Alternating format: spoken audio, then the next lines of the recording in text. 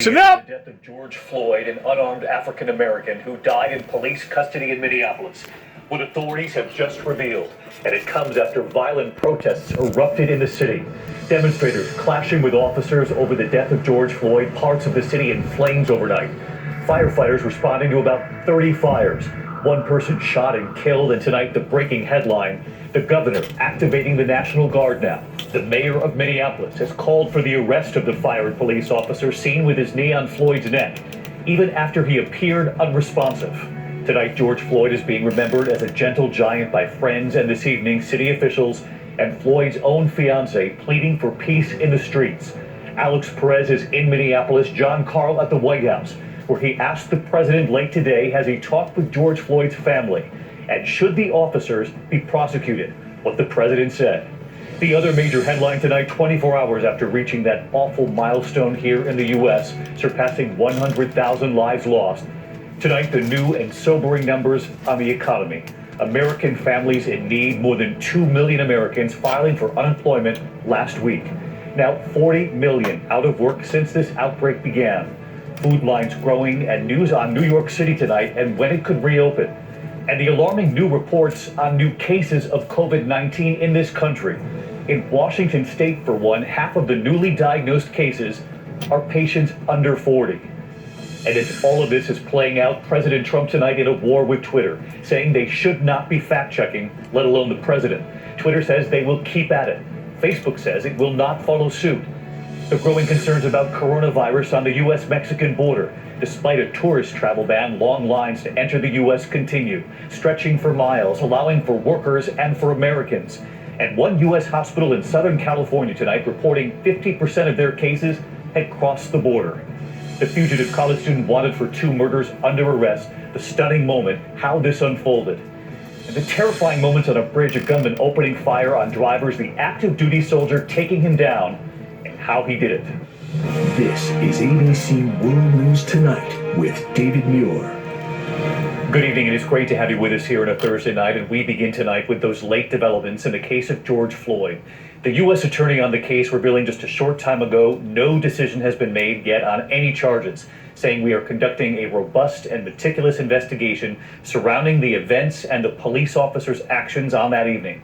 The county attorney then echoing that, saying this will be investigated expeditiously, thoroughly, saying we have to do this right.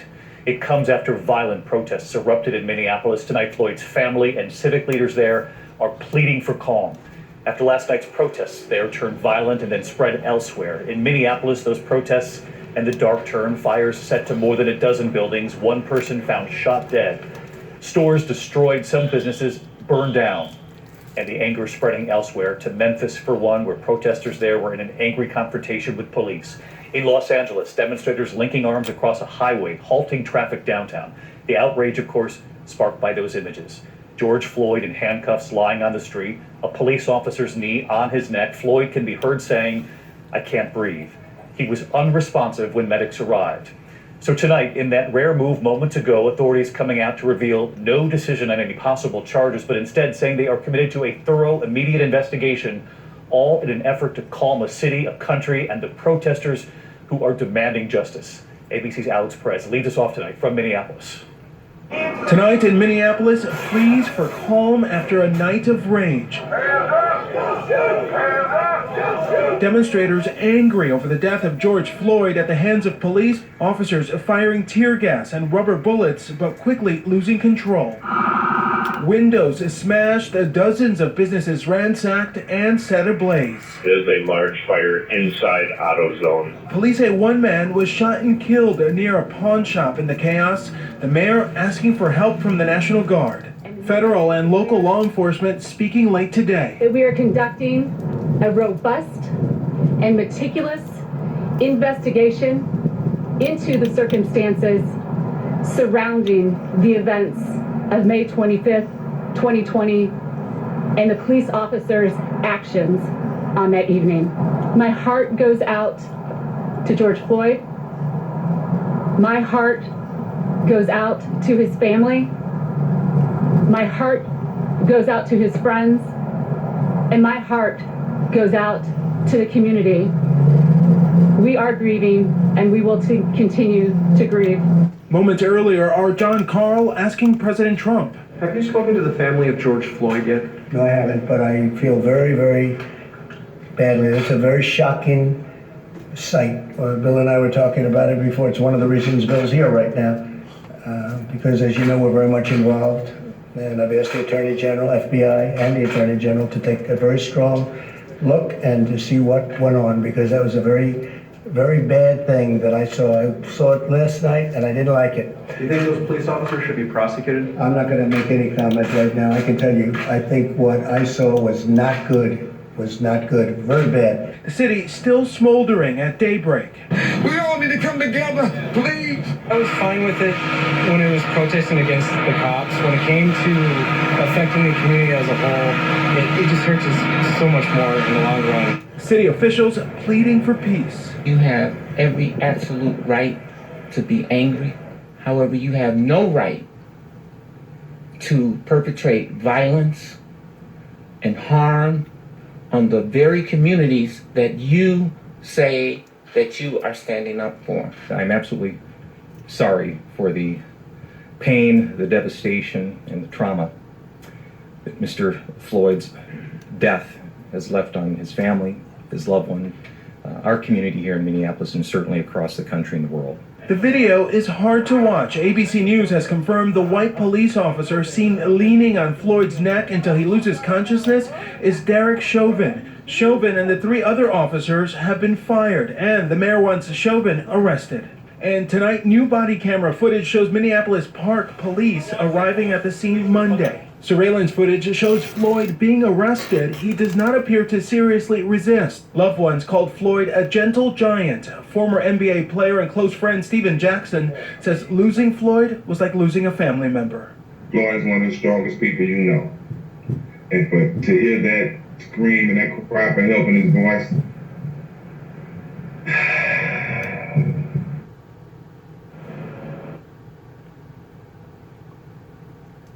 I'm going to weigh in on what you've just witnessed. My niece questioned me today because we had a fairly long conversation about all this, give or take about an hour or better, over the phone. Talking, not texting, but talking. And one of the things come up, because she's very familiar with my case here in Northwest Tennessee since I've come back here in 2014, with all the violence and all the slanderous accusations and my brother dying, me going to jail, and she knows the story. She knows it from head to toe. She also knows the story about what went on up in Kentucky, and she also knows the story about what went on out in Oklahoma, and she also knows the story about what went on in Atlanta while I was working in Atlanta. And her being disheartened about all of this, in which I am too as well, to sit and watch an authority figure basically murder an individual right in front of your very eyes. And now what the prosecuting attorney or the defense attorney is going to base their case off on is whether or not it was ill will or it was intended. They're going to take words like premeditated.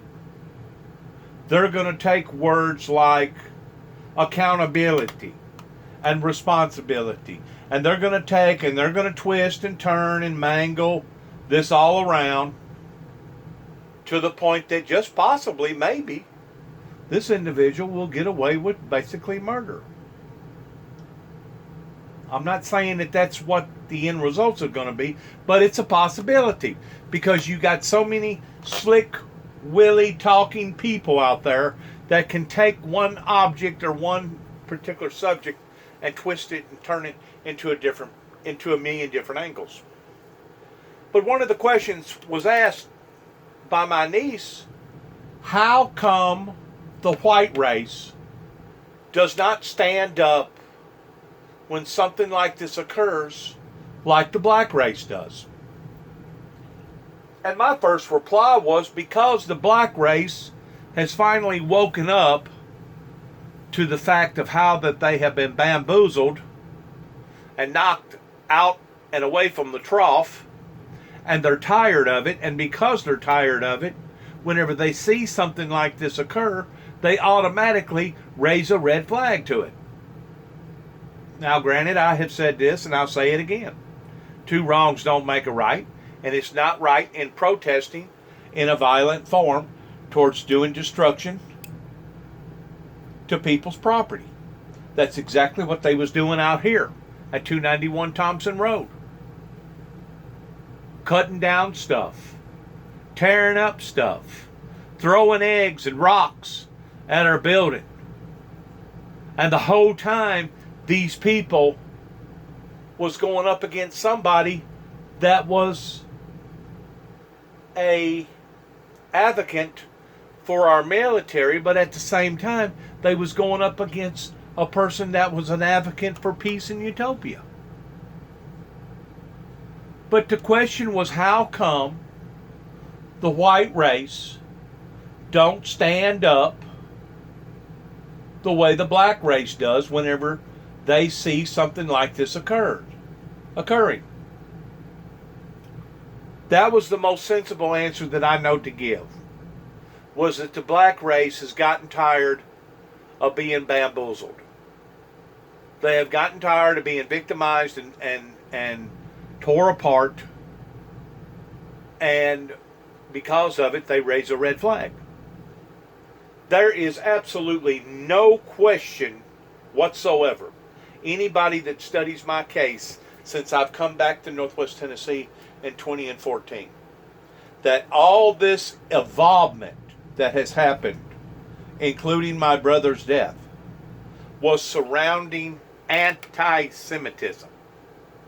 Anti-Semitism means that you are against that particular person's belief or ideology. My belief and my ideology comes out of the interpretation of the Bible. And I've got just as much right to believe the way that I believe out of the Bible as anybody else does. What I don't have is the right of forcing that belief off on others, or becoming violent, or going around doing harm to people's property, victimizing people's property, because they cannot see things the way that I see them. That's where the line gets drawn in the sand, and that's where I know not to cross that line. But it's obvious that people, not only in this neighborhood, don't know where that line is, but the police officers that was engaged in such of a indecent, unprofessional act, I believe should be tried for murder. Now, as I said a while ago, various attorneys, various representatives are going to try to go at this thing and say, well, he didn't wake up that morning with the idea that he was going to purposely kill Mr. Floyd.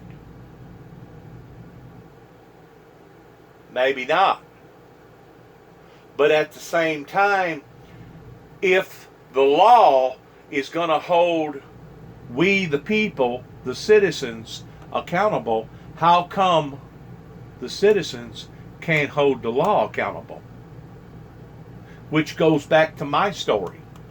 How come there has yet to be any type of restitution pertaining to not only the Weakley County authorities, not only the Obion County authorities towards what went on in Kenton, Tennessee, not only with the Trigg County and other counties up in Land Between the Lakes authorities up in Kentucky, as well as what went on out in Oklahoma City, Oklahoma.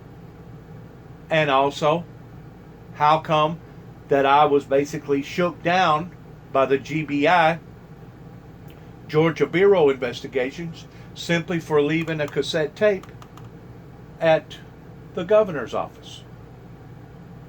These are violations that has happened to myself. And in ways, it would have been much easier if I would have been Mr. Ford.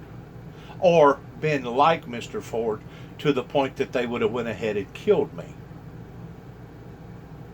It just so happens God has protected me throughout all these events. I'm just going to use this one occurrence to give you a bit of insight towards what I'm talking about. Whenever I was up in Florence, Kentucky, which is just outside of Cincinnati, Ohio, on the other side of the Ohio River, I basically had over 15 guns that was pointed at me at one time, pulled over in broad daylight, and then told that they had the wrong person and it was misidentity, and they took me back to my truck. Before I went to Texas and Oklahoma in 2009, that was in the beginning phases of 2009 towards what went on in Florence, Kentucky, but it was all leading to my investigation towards what that I was doing out in Oklahoma City, Oklahoma in 2009. How come, this is the $64,000 question, how come law enforcement thinks that they don't have to give an account for their actions similar towards how their citizens have to give an account whenever their citizens is called on the red carpet?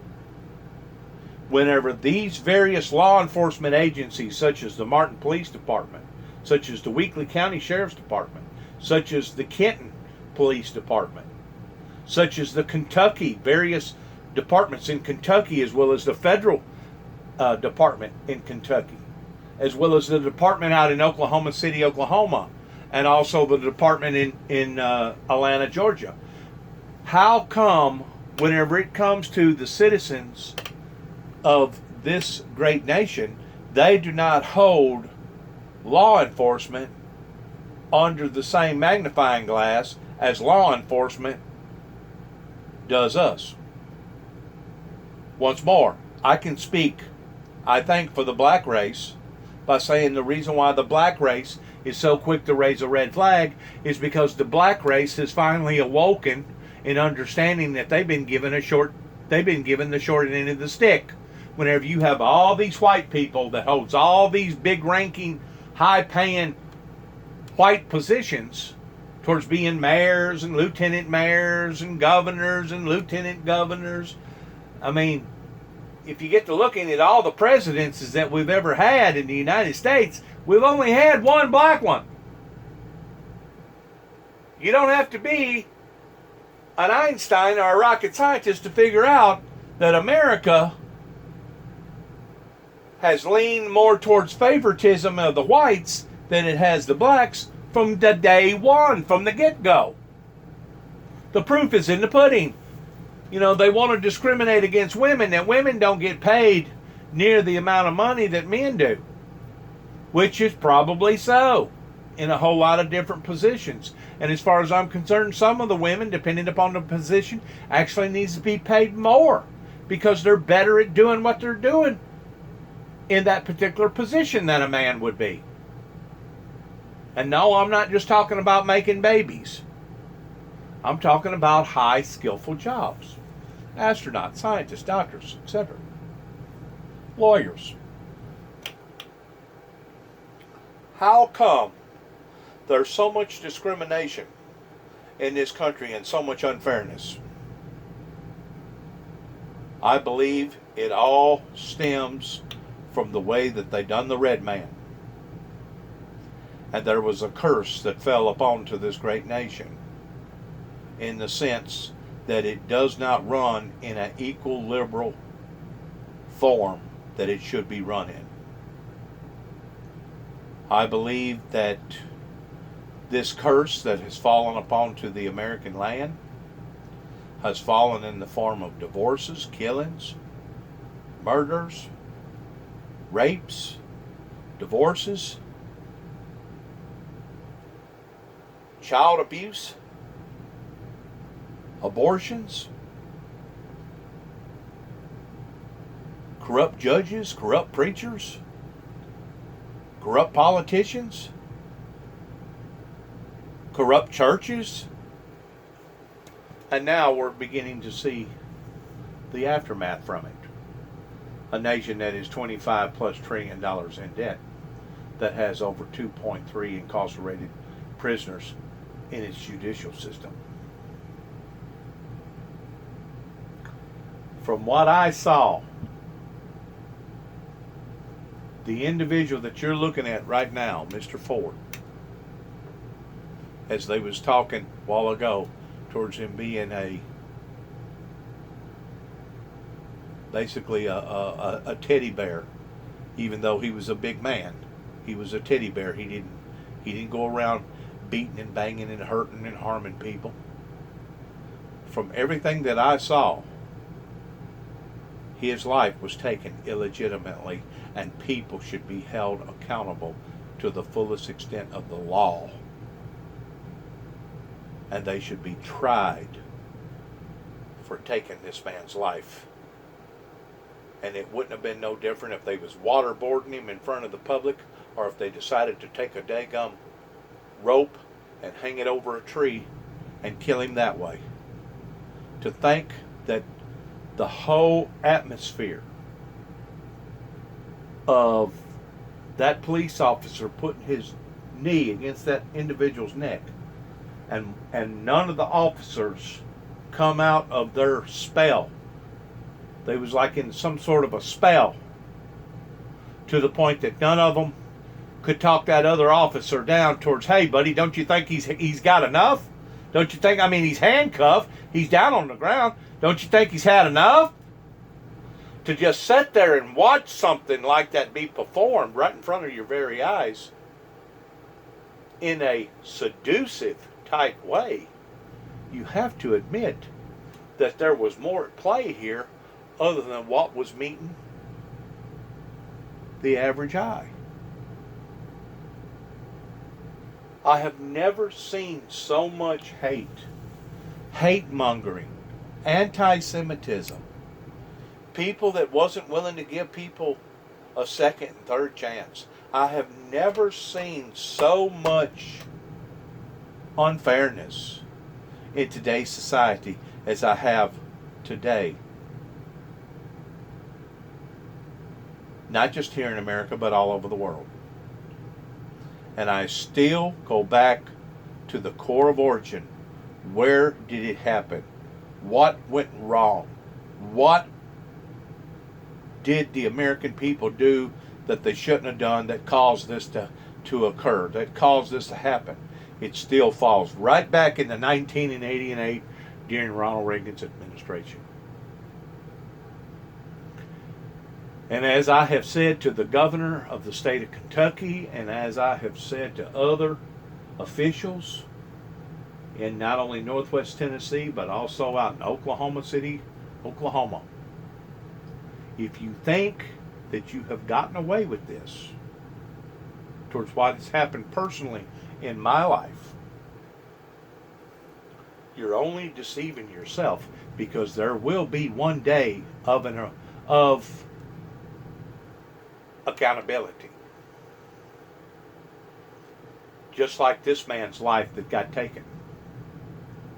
There will be a day of accountability, of when the Heavenly Father is going to ask the simple question, why did you do what you done? It is sickening. It is appalling. And it is frightful towards what society has become in the past 30 plus years.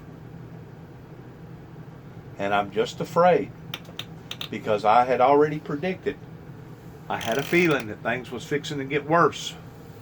I'm just afraid that we have not yet scraped the tip of the iceberg pertaining to the unrest and the unruly behavior that is going to be happening between now and the end of election year in November, leading into winter and leading into 20 and 21. I am just afraid that we have not seen anything yet whenever it comes to unprofessionalism, whenever it comes to heathenistic activity, whenever it comes to the church world not willing to stand up for their own Christian kind. Why does the Christian society not stand up for each other the same way that the black society stands up for each other? It's because they're not true Christians. Why don't the white society stand up for the white society rather than eating its own the same way that the black society does? I'm going to tell you why I believe it's because the white society knows that the white society has been getting away with murder for basically the past 300 years. And now it's come time for the white society to give an account. But at the same time, the white society is still allowing for the rich and the powerful to rule them and to dominate them, to the sense that whenever one of their own gets caught in a booby trap, you don't see no major standoff with the white man against the white man like you do the black man against the white man.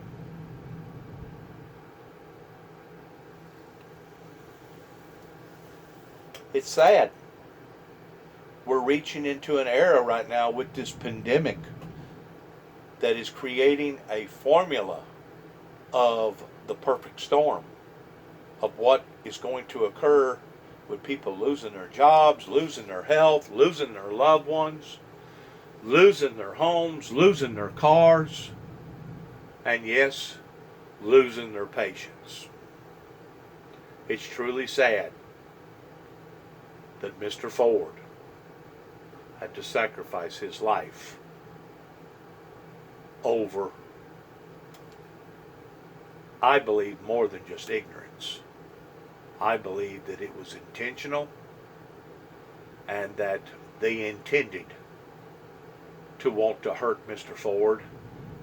Now, it may have been that the cop was only trying to put Mr. Ford asleep because of his size.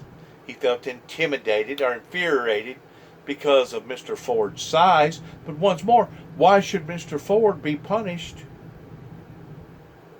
for him being big? Because he was not showing any type of violence or any type of major resistance. Why should this man pay the ultimate price towards losing his life simply because he's a big old boy?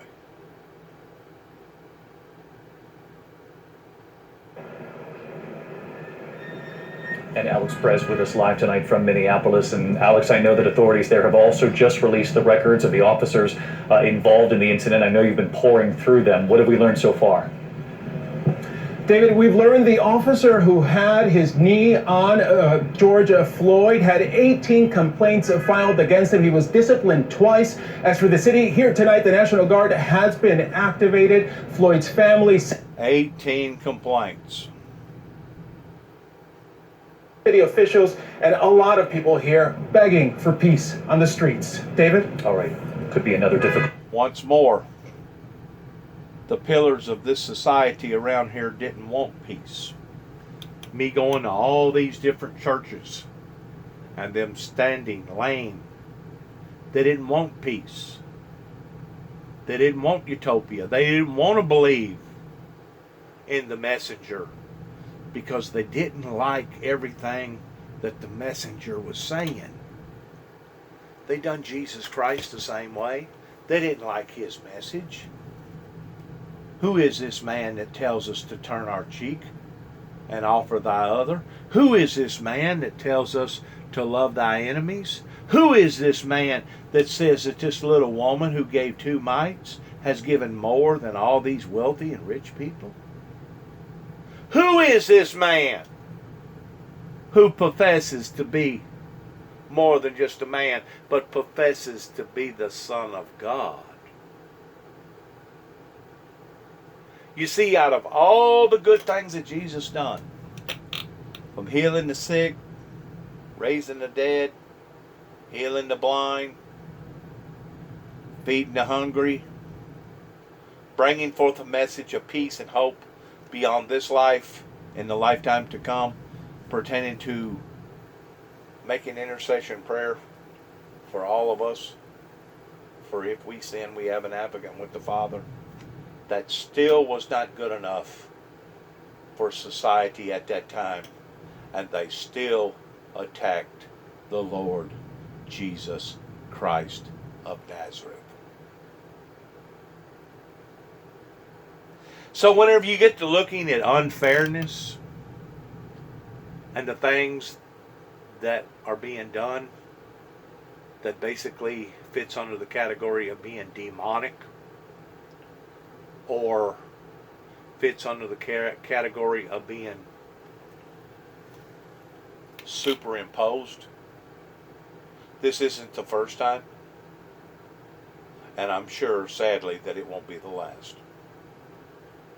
Night ahead, Alex, our thanks to you. And of course, the other major headline we're following tonight involves the American economy, the hurt being felt by millions of American families. Now, 40 million Americans out of work, the new numbers tonight, and it comes just 24 hours after the U.S. passed that sobering milestone. Tonight, the number of lives lost now rising above 101,000. And today we learned 2.1 million people filed new unemployment claims last week. 40 million now since this started. 1 in 4 American workers out of work. Tonight, the growing food lines and the families facing eviction. Are there no protections for them? And the alarming new numbers when it comes to new cases. So here again tonight, ABC's Matt Gutman. That wall of handcrafted tributes, part of a growing memorial outside of Brooklyn Cemetery tonight, and just miles away, this 20,000 square foot testament to healthcare workers. The gravity of that milestone, 100,000 lives lost, marked by the physician who's guided the country from the... Let's look at that one more time. That's and just miles away, this 20,000 square foot testament. The guy painted that. Look at that.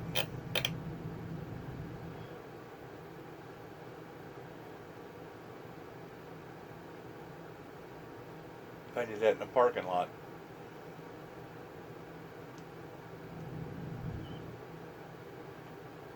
Kind of like a memorial, a testament. That is so cool. That is real. That shows sincerity. It probably took that guy a day or better to do that. And ain't no telling us how much paint. 25, 30 gallons of paint? I don't know.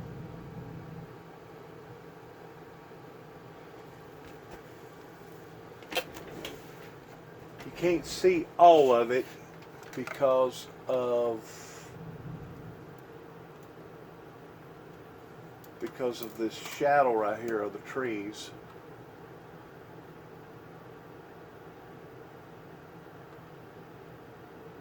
And this here looks like side posts to keep from running into. There's a light post.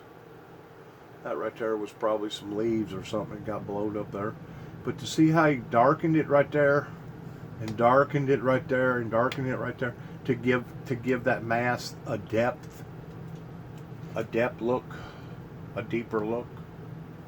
And the way that he made the wrinkles come into the top hat and around to the side.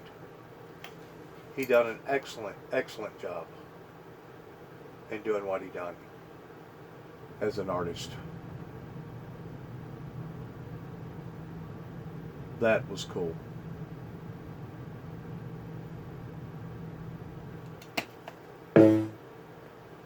That was cool. To healthcare workers. The gravity of that milestone, 100,000 lives lost, marked by the physician who's guided the country from the beginning.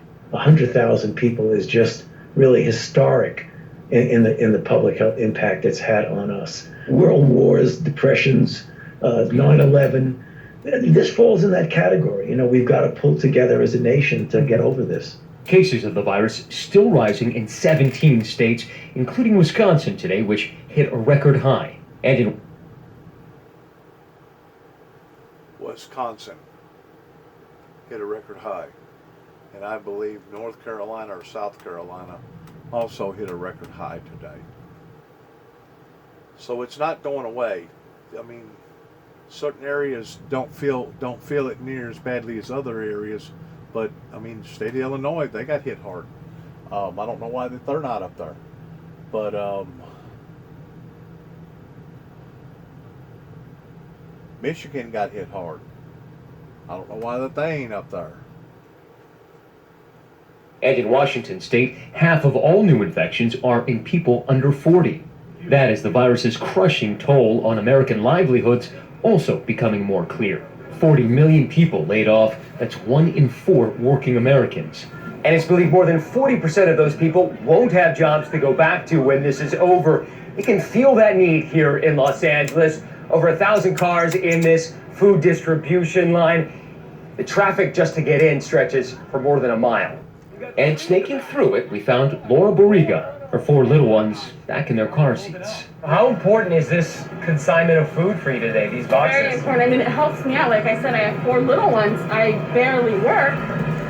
And, you know, this helps me out a lot. And a new obstacle tonight for the millions who've lost jobs. Now renters risk losing homes. Many states could soon enforce evictions. What's the next steps for you? Homelessness.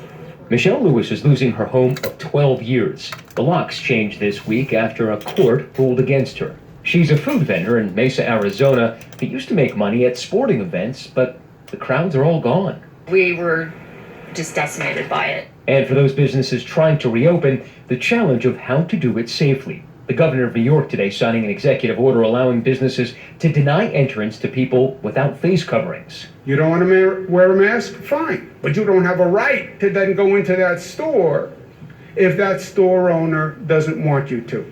But the president, who does not wear a mask in public, again taking aim at Joe Biden, tweeting overnight, he looks better. Dr. Anthony Fauci making it clear why he wears one in public. I want to protect myself and protect others, and also because I want to make it be a symbol for people to see that that's the kind of thing you should be doing. Absolutely. And David, finally, New York City will start to reopen. Phase 1 begins the first or second week of June, according to the mayor there. He says up to 400,000 New Yorkers could start going back to work. This is in the fields of construction, manufacturing, non-essential retail. Now, the mayor says that he wants to see less than 50% occupancy in these businesses, and social distancing and some sort of face covering are a must. David. New York City set to join the rest of the country. Matt, thank you. And as all of this was playing out today, President Trump was waging war with Twitter after they fact-checked 2 of his tweets, saying Twitter shouldn't be allowed to do that, signing an executive order. Tonight, Twitter says it will keep doing it, and John Karl, who we saw earlier here, was following this as well today. President Trump hit back at Twitter today, accusing them of censoring conservative voices after the social media giant took the extraordinary step of attaching fact checks to 2 of the president's tweets filled with false information. They try to silence views that they disagree with by selectively applying a fact check, F-A-C-T, fact check. The president signed an executive order aimed at stripping away legal protections from social networks so they could be sued or punished for the content their users post. But it's not clear the president has power to do that unless Congress changes the law. And he himself acknowledged he will face immediate legal challenge. I'm sure they'll be doing a lawsuit. The president was infuriated when Twitter put bright blue fact-check warnings on 2 of his tweets about voting by mail, including one where he declared there is no way, zero, that mail-in ballots will be anything less than substantially fraudulent. Today, he repeated his false claims. But when they send out, like in California, millions and millions of ballots to anybody that's breathing, anybody in California that's breathing gets a ballot. But Mr. President, that's not true. We know Gavin Newsom, Governor Newsom, has not sent ballots out to everybody in California. They're only going to registered voters. How many? So what your tweet said was not wrong. Was not correct. It was wrong. Okay. Oh, really? Twitter CEO Jack Dorsey tweeted, quote, "We'll continue to point out incorrect or disputed information about elections globally." But from Facebook's Mark Zuckerberg, a different message. But I don't think that Facebook or internet platforms in general should be arbiters of truth. As the president has waged his battle with Twitter yesterday. So if they're not going to be arbiters of truth pertaining to policing facts, that means it's just a wild, wild west show out there and anything and everything goes. Which once more puts us under the same category of what Donald Trump run off of, claiming that he was going to drain the swamp. Well, what good is it going to do to trade one corrupt swamp for another? If you're going to do it, it needs to be done legitimately. And if you're going to put out information, it needs to be factual. And if Twitter and Facebook and all the rest of the social media platforms out there isn't going to police these type of people that has these type of influences, that means Facebook and Twitter are guilty of putting out misguided information, which is nothing more than lies. That means Twitter and Facebook should be looked upon as tabloids, if that be the case. I think most people know that when you pick up a tabloid, odds are 98% of everything that they type up and put out there is nothing but a bunch of hogwash. It's just a way to be able to sell papers. It is misguided, mishandled truth, and it is unfactual in every way imaginable. And I guess Twitter and all these other social media platforms are going to stand on the shoulders of chaos and anarchy.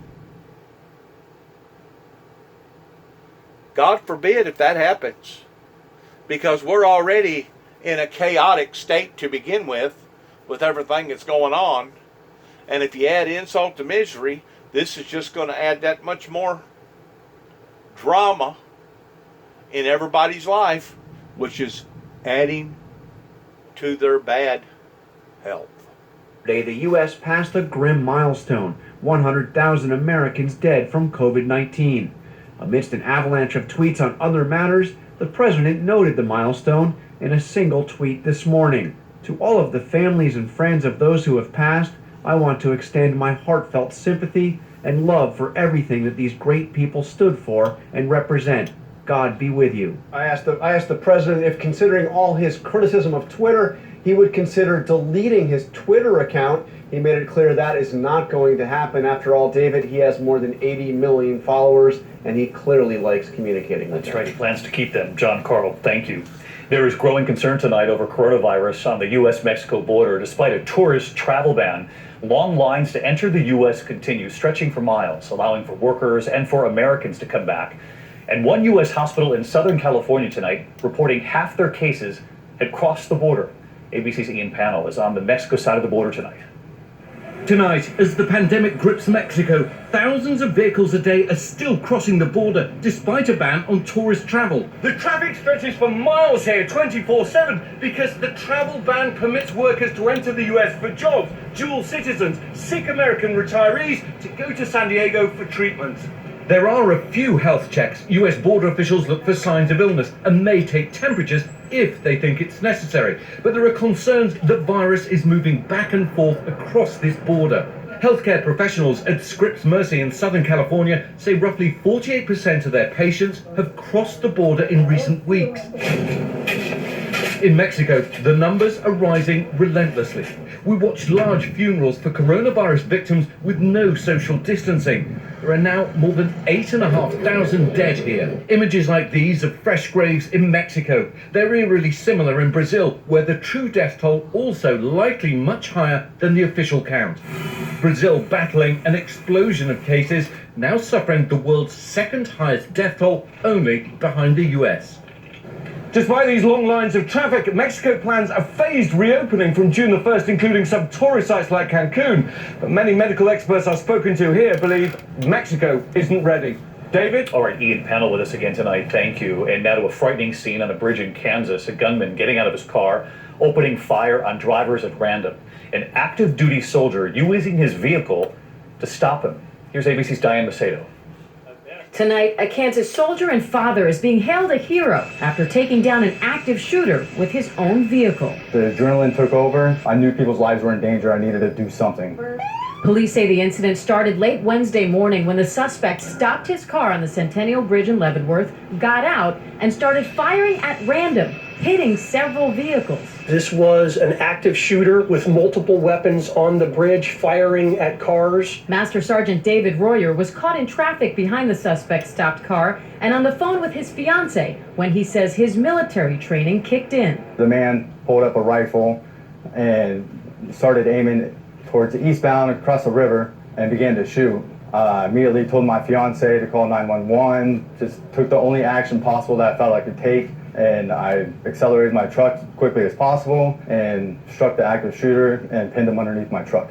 Police have not identified the suspect but say he remains hospitalized with significant injuries. The one victim shot is also recovering right now, and also a soldier. As for motive, police say they don't know the motive, but they do know that Royer's actions saved countless lives. David? Heroic indeed, Diane. Good to have you. Yes. When we come back tonight, the fugitive wanted for 2 murders on the run in the Northeast, under arrest, and the stunning moment, how this unfolded, and news of a major cancellation tonight. It's never happened before.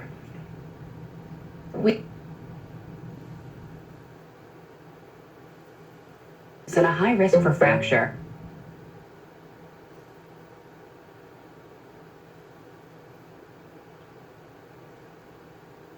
Home is everything.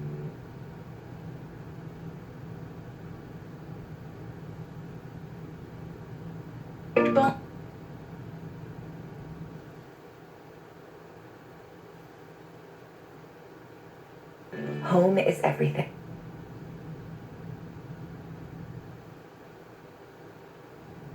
Only from Panda.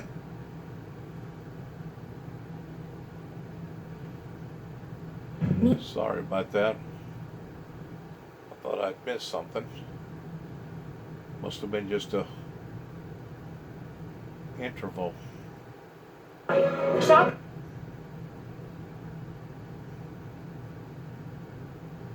A lot of commercials. Tonight at 6. He was missing. Finally tonight here, one way to say happy birthday. Jim and Lisa Talley from Arlington, Texas, married 37 years. They have 4 children, 6 grandchildren, and Lisa was recently diagnosed with ovarian cancer. She's been in the hospital, and because of the virus, her husband could not visit. And so on Lisa's birthday, Jim was determined to sing to her, just as he has face-to-face for 37 years. So Jim went to that hospital with a lift. Well, we're at the hospital.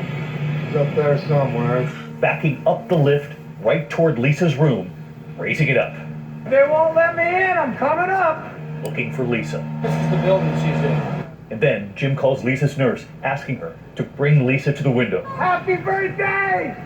I love you. Oh, I love you, babes. Oh, I love you, honey.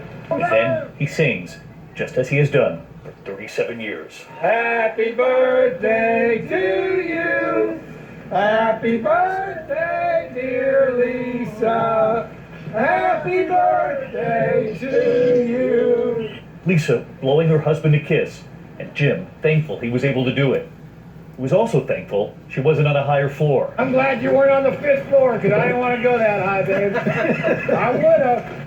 And tonight here, we're happy to report Lisa is back home and recovering. David, It didn't surprise me that my husband would find a way, and I know he would be there for me through anything. And Lisa's husband Jim told us it was going to happen somehow. Wasn't going to take no for an answer. It took the pain away from her and from me for the day. I love her. Happy birthday, Lisa. Way to go, Jim. I'll see you tomorrow. Good night.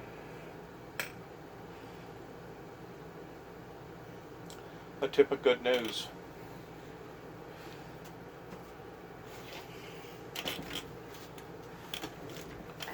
What we all may be in for. And we just don't even realize it. You know, a lot of people that wind up losing a job, it doesn't matter if it was working in a factory or working in a car lot or working in a restaurant, working in a wood shop, working doing this, working doing that. A lot of these employers that think that the same team that they had before is going to come back on board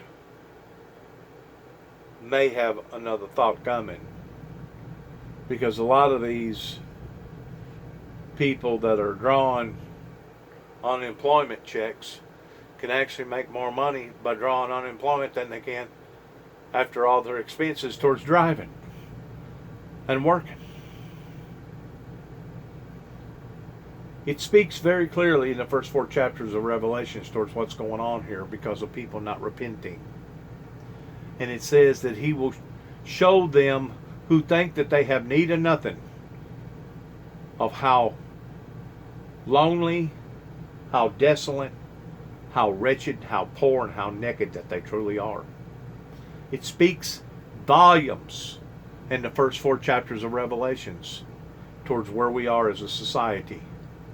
And I just pray and hope to God that before it continues to grow worser and worser and worser and worser and worser and worser, that people will acknowledge the truth. Because the Bible says that the truth will set you free, and that they will turn from their sinful and wicked ways. Thanks again for allowing for us to be a part of your life in the Windmill Ministries here at 291 Thompson Road, Sharon, Tennessee.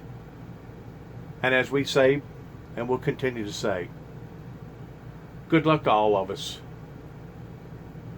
And to take the law into your own hands in a vigilante type form, regardless whether it was the events that happened here since I've come back since 2014,